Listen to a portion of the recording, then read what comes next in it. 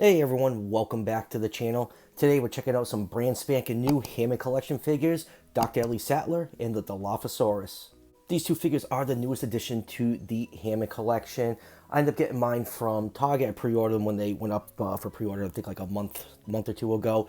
They retail for $14.99 each. That's a couple dollars more than what they originally were retailing for, which was $12.99. So hooray for inflation. I was checking stores. These have been popping up in stores for the last week or two. My area says they have them in stock, but they haven't actually put them out yet. But they shipped a day ago from Target, and they arrived today, so that saves me a couple trips to Target for the time being. But I'll leave the links down below in the description to Target if you want to order these figures. They haven't popped up on Amazon yet, and usually the Hammond Collection eventually does. When those links become available, I'll also add those down in the description also. So yeah, let's take a quick look at the packaging before we crack these two figures open. First, here is Ellie Sattler. Comes in the standard Hammond Collection package that we've seen for these smaller figures since the line came about. You got the T-Rex silhouette up here on the top. On the side, you have a nice picture of Ellie. On the other side of the box, you have the Hammond Collection logo. Let's get the camera to focus in on that. And then on the back, you have a CG render. I wish they'll just use the actual figure in the back of the box. This reminds me of all the bull crap that Marvel Legends is doing now with the stupid windowless packaging. But right here you do have the scene with Ellie with the sick Triceratops. After recounting a sick Triceratops on the Jurassic Park tour, Dr. Ellie Sattler takes a tenacious approach and digs deep to determine what is ailing the distressed dinosaur. Very good choice of words there, Mattel. And next up is the Dilophosaurus. This one I was really looking forward to. Side of the box, you get a nice picture of the Dilo Hammond Collection logo on the side. You do have the Jurassic Park logo down here. It's the same thing on the Ellie Sattler figure. Forgot to show that. Here is a picture of the Dilo. There it is, attacking Nedry. At first appearing unassuming and curious, the Dilophosaurus is severely misjudged by Dennis Nedry and ends up derailing his nefarious plot to escape after showing little interest in playing fetch. So, enough about the packaging. Let's crack these figures open and take a closer look. And let's start with this 360-degree view of this set. There's no denying, ever since Mattel launched the Hammond Collection line, they've been consistently giving us the best officially licensed Jurassic toys in the history of the franchise. Yes, I love the Kenner line, but I've always wanted fully articulated, posable dinosaur figures, and exactly what the Hammond Collection has been giving us. Now, the figures aren't always perfect. These two right here, I think Ellie turned out great. Some people don't like her likeness. Personally, I think it's a little bit better than her original Legacy Collection release. As far as for the Dilophosaurus, it's a great toy. As you can see, it's a little bit big. The Dilophosaurus was not that big in the movie. I guess they had to just keep it a certain size to fit into that $14.99 price point. So maybe it might have been a better idea to release a smaller version in a 2-pack with Dennis Nedry, because it basically looks almost like an adult Dilophosaur next to Ellie. The Dilophosaur itself is a good figure. I do have a couple issues with it, which I'll get to a little bit later on, but all around, it's a great toy. It comes with a detachable frill. Other than the Amber Collection Dilo, all the ones in the main line have not come with detachable frills, so that is a huge plus. And it's really fun to pose. It balances really well. So yeah, so let's get these things off the turntable and jump into this review. And now for some measurements. Ellie is your standard 3 3/4 inch figure, or 9.5 centimeters. That means she is 1/18 scale. And the Dilophosaur is 7.5 inches long from the tip of the tail to the tip of the snout, or about 19 centimeters, and about 3.5 inches tall. Obviously, the height will change depending on how you have the figure pose, and 3.5 inches is 8.9 centimeters. So the Dilophosaurs in Jurassic Park were around 9 feet long, or 2.75 meters.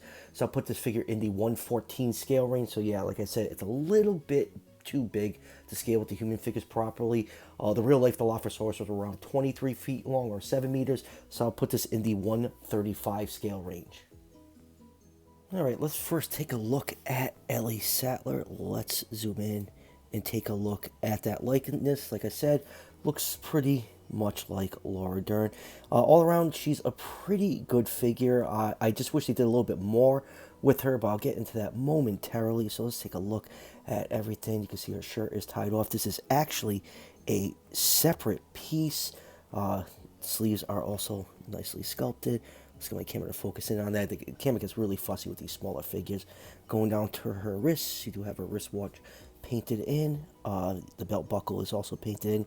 A little bit of gold for the buckle. And then going down to her boots are nicely sculpted. So yeah, all around a very nicely done figure. I do like it slightly better than the old Legacy version of her, but even the Legacy one is still a good figure. And speaking of the Legacy, let's just pull it out really quick so you can see the difference between the head sculpts. Alright, I guess I can see why some people prefer the Legacy head sculpt versus the Hammond Collection one. Good news is I've seen collectors swap the heads. You can just pop her head off. But if you have the Legacy Collection one, you can put it on. So at least you have an option with that. But, you know, all in all, I think both heads look pretty good. This one's just a little bit more detailed, especially with the hair. The hair is definitely a better shade. The other one was just really almost like albino looking. Now let's do articulation really quick before we go over the accessories. Head can move side to side. It is on a ball joint, so you get a little bit downward and a little bit of upward movement. Arms can move out, rotate 360 degrees. You get 90 degrees of bend at the elbow. The joints are really gummy on mine for some reason, so be really careful with those. You do get wrist articulation, you get upwards and downwards on that, and you can also get 360 degrees of rotation. You do get a hip swivel and a little bit of an ab crunch on that joint. You can do the full splits. And then for the knee, I have to say this is the best articulated knee on any of the Hammond Collection humans so far. Just so smooth. I felt the one on Grant was really gummy and flexible, but this one just moves like a dream. Going down to the ankles, you do get ankle articulation. You get some downwards and upward movement on that boot, and you do get some side to side movement. So the articulation on these little figures, as always, is pretty great. Now for accessories, you do get this green leaf, and if you're not a diehard Jurassic fan, you may wonder why this is included. When they first get to the island, when they first encounter the Brachiosaurus, she is looking at a leaf and saying that it shouldn't be here. It's from the Cretaceous period. There's actually a cut scene in the original Jurassic Park trailer of her when they're driving on the island in the Jeep. She reaches out and pulls the leaf off a plant on the side of the road. They actually made it to the trailer, but it was cut in the movie for some reason. So yeah, a decent accessory, you know, some nice details on it. You know, it only appeared in the movie for like 5 seconds, so if you want to recreate that scene with her in the Jeep, yay, you do have this accessory now. And now for the next accessory, you do get a pair of poopy arms. These have the sleeve that she used when she checked out the sick Triceratops dung in Jurassic Park. So yeah, pretty cool accessory. I did not expect Mattel to give her the poopy arms, but here we are, we have them. So these are swappable arms. So what we want to do is pull off Ellie's arms like that, and then just peg in the poop arms, and then there you go, and that will complete the look. So yeah, I think it's pretty cool that they include these, but as a whole, I'm not really impressed with all the accessories she came with. I like all the accessories Grant came with and Ian, but I feel like they could have done more for her. The leaf, yeah, it's a cool little nod in the movie, but you know, this piece right here, her shirt, it's removable. If you pop her head off and pop the arms off, you can take that off. So I wish they included a pair of her sleeveless arms so you can complete the look of Ellie, how she appeared at the end of the movie. And, you know, she could have came with her searchlight and walkie-talkie when she had to go into the power shed. So yeah, I feel like there was a lot more they could have done instead of giving us these arms. I still really appreciate it. Like I said, I never expected Mattel to do this, but I wish they could have maybe for next year, for like San Diego Comic-Con, you know, give her the crappy arms and a big pile of Triceratops poop, and even include Dr. Harding, and that would make a really cool San Diego Comic-Con set. So at least we could have, you know, got the arms that way. I just wish they did more. Just give her the sleeveless arms, and we could have just, you know, basically getting 2 Ellie figures for one with the swappable parts. So I feel like it was a really big missed opportunity for Mattel. Alright, let's now check out the Dilophosaurus, a really good figure. Not the best in the Hammond Collection. I do have a couple gripes with this figure, so let's just pull it in a little bit closer so we can take a look at the head crest. Nicely sculpted, some nice texture on the crest. You have those nice dark markings along the crest and the eye, and they go all the way down the neck, all the way down to the body to about the first third of the tail. Hooray for tail paint. It's always a rarity with the Mattel figures. Now, my biggest issue with this figure is the eye. Let's take a look at the eye. You can see it's painted yellow with a black pupil, but why is it a slit pupil? The Jurassic Dilophosaurus have a round pupil. I have no idea how they made that mistake. I just don't get the design process sometimes. Like, someone reviewing these figures should say, hey, wait, the eye's wrong. It's a simple fix. But nope, they didn't. They gave it a slit pupil. It just looks off in my eyes. Am I making a bigger deal than it should be? Probably. But, Mattel claims the Hammond Collection is for collectors. Movie accurate sculpts. And come on, if you want to be movie accurate, at least get the eye right. And as for the rest of the head, you can see this nice Jurassic profile of the Dilophosaur. Open the mouth up, teeth are nicely painted with an off-white color inside the mouth. You can see the tongue and gums are painted pink. Roof of the mouth is just the green plastic. And let's pop this piece off, and we'll get to that a little bit later. See, the neck is nice and long. Get some more of those markings going down to the arms. Very nicely done. It has the pronated wrist. Hand claws are painted with glossy black paint. Hooray for painted hand claws.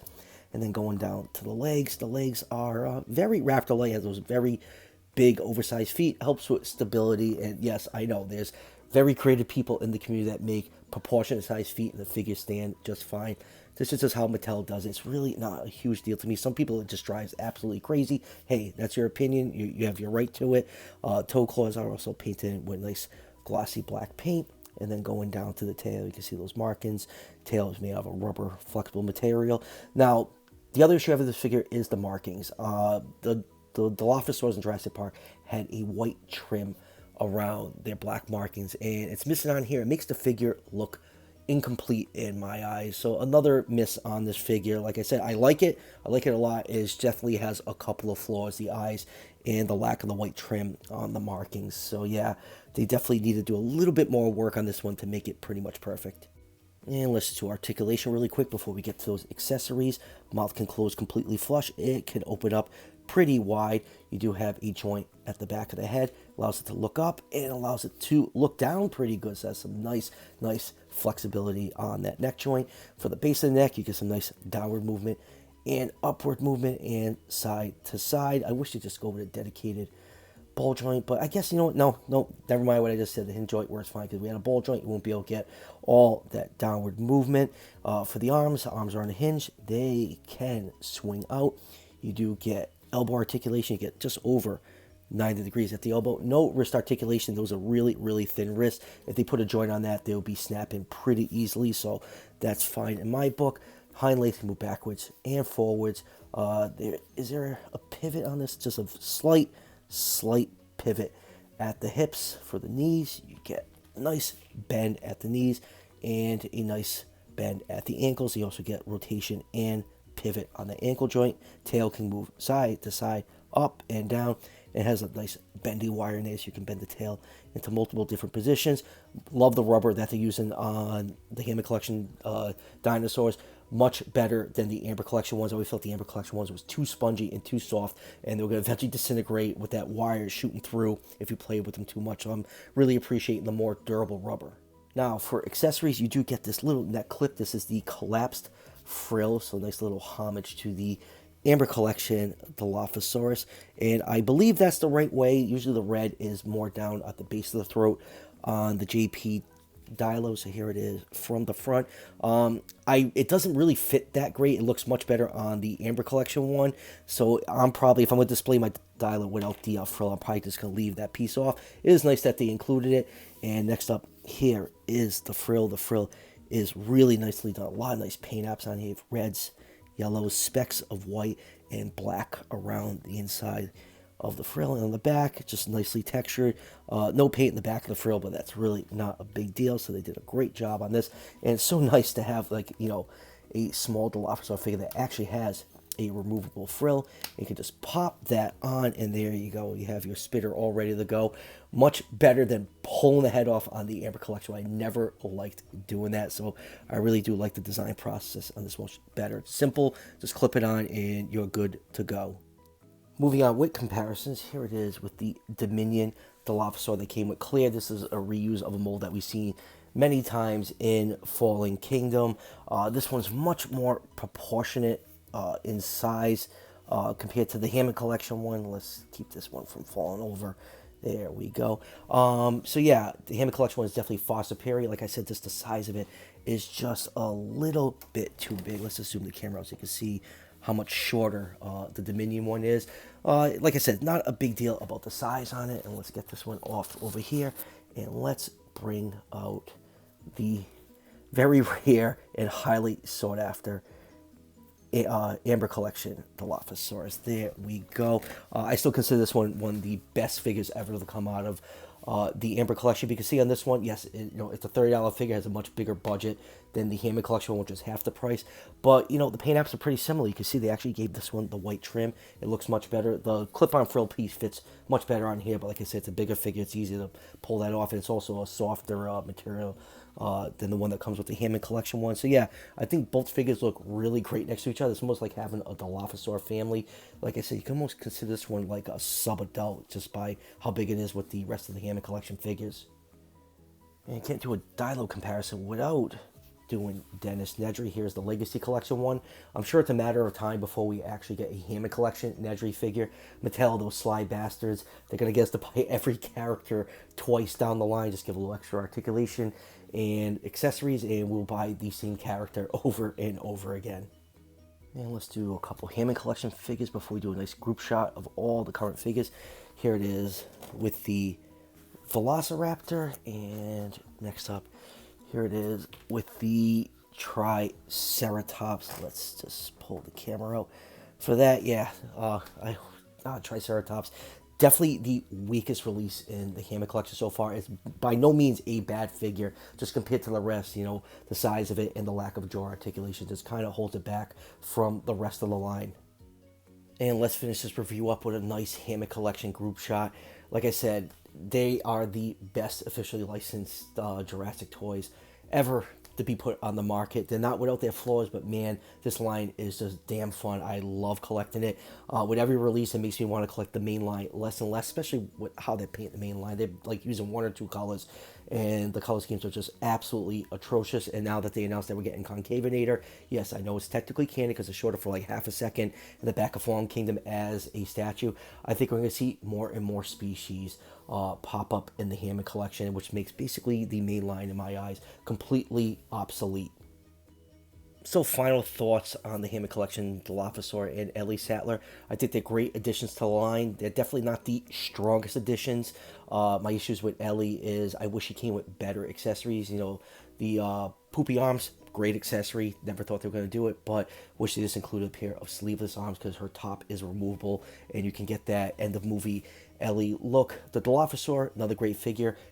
Few issues with it. It's a little bit too big. It has slit pupils for whatever reason, and just the paint apps are pretty much bare bones. Just a little bit of white trim on that pattern would have made the figure feel more complete in my eyes. They're nowhere near bad figures, but we have to be a little bit more critical with the Hammond Collection.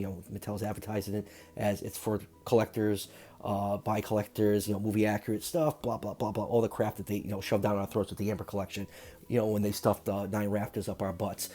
So yeah, gotta hold them a little bit more accountable for the Hammond Collection mainline stuff. They're meant for kids. These are meant for older kids and us adult collectors that collect toys and stuff. So yeah, good figures. They could have just spent a little bit better in my eyes. Now, like I said at the beginning of the review, I ended up getting mine from Target. Links are down below in the description. They're also showing up at stores in Target, and I'm sure it's a matter of time before they're available on Amazon. So that will do it for the review. I just have new stuff coming in one after another. I got the San Diego Comic-Con Malcolm set that should be here in a day or so. I actually got in the Chaos Outhouse set from San Diego Comic-Con that actually came in today. Had to get mine from a scalper, but we'll get into that when I get into that review, and I got some more stuff coming in. So there'll be a lot of reviews coming up on the channel in the next few days, so stay tuned for all those. And as always, if you're enjoying the content on this channel, show your support by hitting that subscription button just below the video. Each subscription helps out the channel tremendously, and it's greatly appreciated, and I'll see you guys for the next one.